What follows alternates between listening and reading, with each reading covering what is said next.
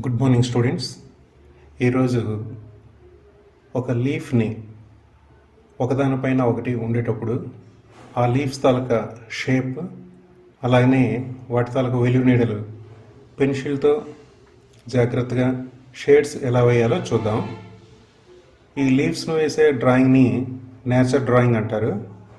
మనం ఆకులతో జాగ్రత్తగా ప్రారంభించి వీటిని బాగా ప్రాక్టీస్ చేసిన తర్వాత ఫ్లవర్తో కలిపి ఎలా వేయాలో నెక్స్ట్ లెసన్లో నేర్చుకుందాం. అయితే ఒక్క విషయం జాగ్రత్తగా గుర్తుంచుకోండి.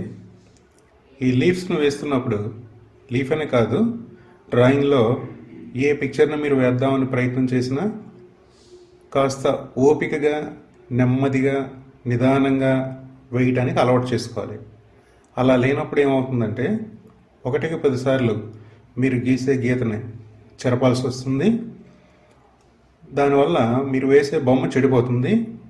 మీ ఆలోచన కూడా 10 సార్లు ఒక గీతని చెరుపుతున్నప్పుడు అది నీట్గా రావడానికి అవకాశం తక్కువ అవుతుంది.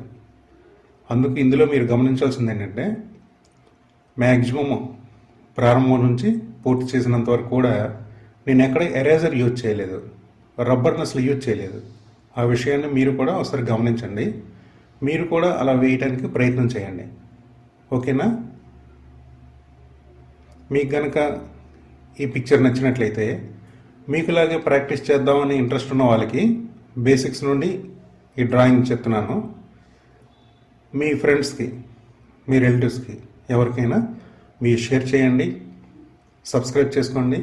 ప్రతిరోజు ఒక కొత్త చాప్టర్ని మీకు పంపిస్తూ ఉంటాను.